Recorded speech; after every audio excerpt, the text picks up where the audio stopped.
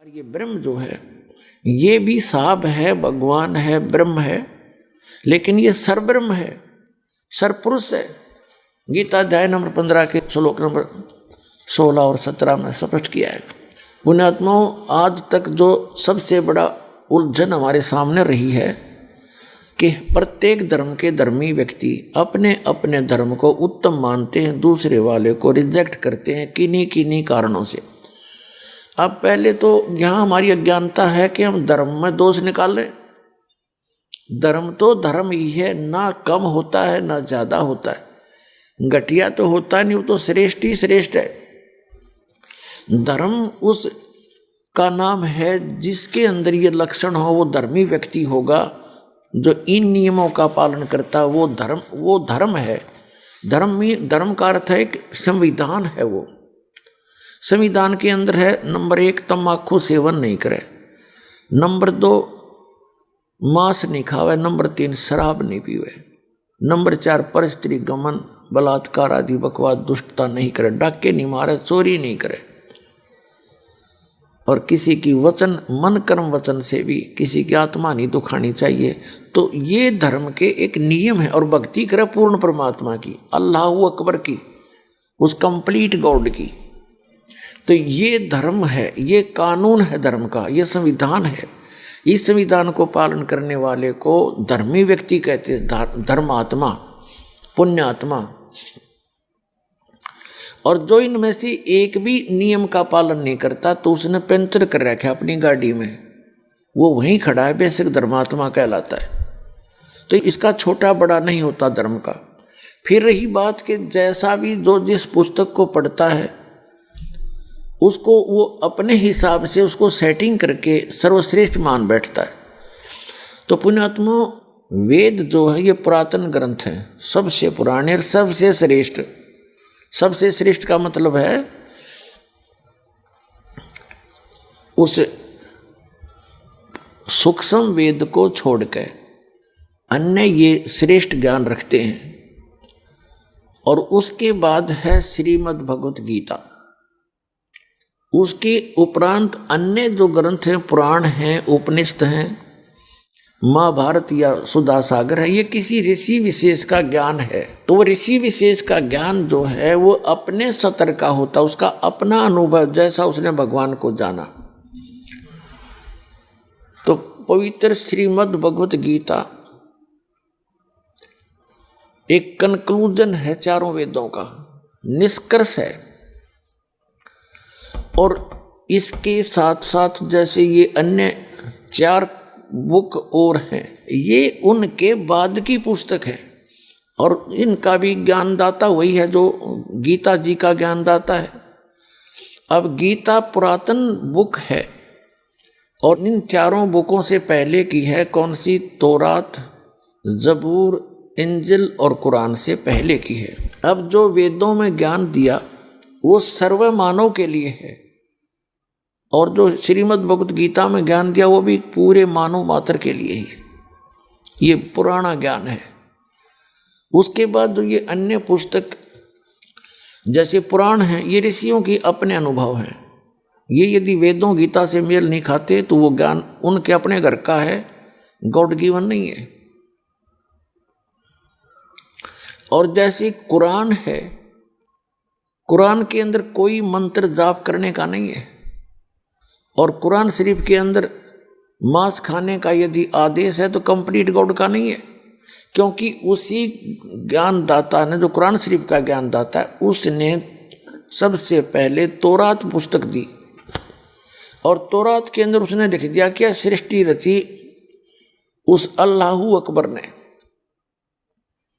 उस समर्थ परमात्मा ने। वो क्रिएटर है जिसने 6 दिन में सृष्टि रची, 7वां दिन तख्त पर जा बैठे।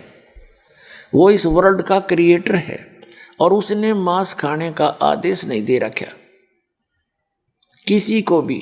पशु पक्षी, इवन लायन और किसी प्रकार के भी जो टाइगर हैं, इन किसी को भी मांस खाने का आदेश नहीं है, और कोई मांस खाते भी नहीं थे। फिर इसने आगे चल के जो जबूर दी पुस्तक, उसी ने उतारी दाऊद जी के ऊपर, और ईसा जी को इंजिल बुक दी उसमें वो बार बार वर्णन करने की आवश्यकता नहीं समझी उसने। और उसने उस क्षेत्र में जहाँ ये लोग बसे हुए थे, क्योंकि ये काल है, इसने तो आपको यहाँ चाहे आप किसी तरह जीवित रखो, इसने खाने के लिए आपको पालना है। तो इसने आदेश दे दिया उसमें कि मांस खाओ, ऐसे पशुओं का खाओ, ऐसे का ना खाओ, सूअर मत खाओ, गाय खाओ, बकरे खाओ, फलाना खाओ। तो ये इस इनकम्प्लीट गॉड यानी इस डम्मी गॉड का आदेश है, जो कुरान शरीफ का ज्ञान दाता है। यही पवित्र कुरान शरीफ का ज्ञान दाता है, यही पवित्र इस श्रीमद् भगवद गीता का ज्ञान दाता है। अब उसने वहाँ उस समय प्रफुल्लित था भारत पूरा रूप से, पृथ्वी पर कोई ऐसी दिक्कत नहीं थी जिस क्षेत्र में गीता ज्ञान दिया गया। तो इसमें मांस खाने का बिल्कुल प्रावधान नहीं, और वहाँ इसने मांस खाने का प्रावधान कर दिया। और अन्य जो पुराण में मांस खाने का प्रावधान है तो किसी ऋषि का है, वो कंप्लीट गॉड का नहीं है। तो कंप्लीट गॉड ने जो ज्ञान दिया वो स्वयं आकर ही दिया। फिर जब देखा कि ने सब जेड़े कर दिए, तो वो परमात्मा कबीर है, अल्लाहू अकबर है, अल्लाह कबीर है, बड़ा भगवान कह लो, ये मुसलमान भाई उसको बड़ा भगवान कहते हैं। उसने भी वही ज्ञान दिया है जो वेदों और गीता में ज्ञान है। वेदों और गीता के ज्ञान से आगे परमात्मा का और अन्य भिन्न ज्ञान है जो वेदों और गीता में नहीं है। जैसे यजुर्वेद अध्याय नंबर 40 के मंत्र नंबर 15 में ओम नाम है। ओम कर्तु समर किलबे समर कर्तुम समर वायु अनिलम अथिदम भस्मांतम शरीरम। जब आपका शरीर शांत होएगा, भस्म होगा, समाप्त होगा, खत्म होगा, तब तक इस ओम नाम का जाप करते रहो। इससे जो मिलने वाला अमृतव है, परम गति है, आपकी हो जाएगी। अब फिर यजुर्वेद अध्याय नंबर 40 के मंत्र नंबर 17 में स्पष्ट किया है, वेद ज्ञानदाता कहता है वो परमात्मा तो प्रोक्ष है, वो पूर्ण परमात्मा तो, और मैं ब्रह्म हूँ, अहम खम ब्रह्म, मैं उस दिव्य आकाश रूपी ब्रह्म लोक में रहता हूँ, मैं ब्रह्म हूँ, मेरा ओम नाम है। और उस सच्चिदानंद घन ब्रह्म अर्थात पूर्ण परमात्मा के लिए यजुर्वेद अध्याय नंबर 40 के श्लोक मंत्र नंबर 10 में इसने ऑप्शन छोड़ दिया है, जैसे गीता अध्याय नंबर 4 के श्लोक नंबर 34 में कहा है कि उस परमात्मा के विषय में कोई संभवात यानी जन्म लेकर अवतार धारण करने वाला श्री राम और कृष्ण के रूप में मानता है, कोई असंभवात उसको अजन्मा कहता है। इसकी यथार्थ जानकारी तत्वदर्शी धीरा नाम बताएंगे, तत्वदर्शी संत बताएंगे, उनसे पूछो। इनकी बुद्धि ने काम नहीं करा ऋषियों की ने कि तुम जहाँ डड़े ढो रहे हो उसमें ये भी तो लिखा है, कोई तत्वदर्शी संत से पूछो, तो वो ज्ञान इन वेदों में है ही नहीं। और परमात्मा ने बताना चाहा मनु जी से मिले, मनु जी ने उनका वामदेव नाम रख लिया। वामदेव माने उल्टा ज्ञान प्रसार करने वाला। बता के कर ले इस काल के एजेंटों का। ये ईब दया हुई परमात्मा की, बच्चों आपके ऊपर सत्कर मान लियो, आपको स्वयं शिक्षित करना पड़ा। अगर आप पहले शिक्षित हो जाते तो पहले बेईमान हो जाते। शिक्षा हमें बेईमान बनाती है, घना चतुर बनाती है। और समाज में रहने के लिए घनी चतुरता नहीं, अपनी नेक नीति और सभ्यता की ज़्यादा आवश्यकता होती है। और इसने दोनों खत्म कर दी हमारी। छोटे छोटे बच्चे देखे कैसे वस्त्र पहन कर चलेंगे और कैसे मांग मूंग पाड़ कर नू करते चले। ये कोई एक सभ्य समाज के रहने का और बसने का ढंग है। तो इसने बिगाड़ दिया अपने को। लेकिन परमात्मा को पता था इसने तो मैं संभाल लूँगा इस ज्ञान से, जो थोड़े बहुत ये बिगड़ेंगे तो इस ज्ञान से अपने आप सीधे हो जाएंगे। गलत ज्ञान से बच्चा बिगड़ जाता है, सही ज्ञान से सुधर जाता है। कब सपने में भी नहीं याद आऊँगी बकवाद इसके, कभी जब ये ज्ञान से रंगा जाएगा। तो इसलिए परमात्मा ने यह शिक्षा आपको देनी पड़ी। इसने बहुत घना बखेड़ा तो कर दिया हमारे जी ने, कितना समाज बिगड़ दिया। कितना देख लो, लाज शर्म रही नहीं, छोटे बड़े की रही नहीं, बकवाद चलती हैं। ये मोबाइल परमात्मा ने बनवाया आपके लिए, इंडिया टीवी आपके लिए बनवाए ताकि आप भक्ति करा करोगे। अब तो बकवाद कर रहे हो, फिर इनके अंदर केवल परमात्मा की चर्चा चला करेगी, नहीं तो ये टीवी फूट जाएंगे अपने आप ही, इनमें आग लगनी शुरू हो जाएगी।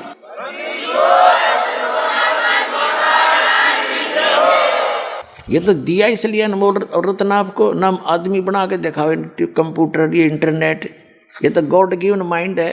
और ये फूले पड़े साइंटिस्ट, यार ने गड्ढे थे साइंटिस्ट, 4 युग हो गए। एक रेड में एक रेड डंका नहीं बना सके, 4-4 6-6 खच्चर जोड़ कर एक रत्न के सीटें अंडा करते थे। कहाँ थे इनके पास वो?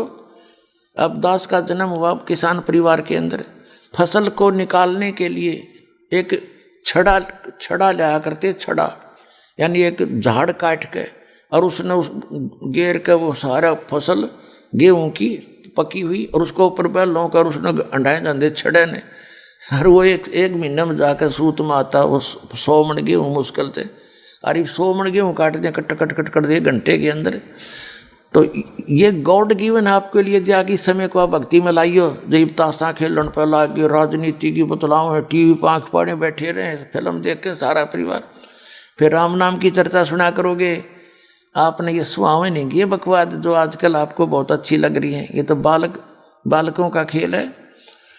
तो ये परमात्मा ने दिया ये ज्ञान आपको, वही मनुष्य पहले थे वही मनुष्य आज हैं, इसलिए बनवाया कि आप मेरे को पहचान और पीछा छुड़वा लो। था आपके साथ बहुत बूंदी बन रही है, बहुत बुरी बनी हुई है, या कोई जीवन है? सारा दिन एक पेट के लिए धक्के खांदा हंडा, 100 झूठ बोला है, फिर रिश्वत ले हुए, कर्म फोड़ा अपने, आगे गधा बन के फिर लटखानता को मार के।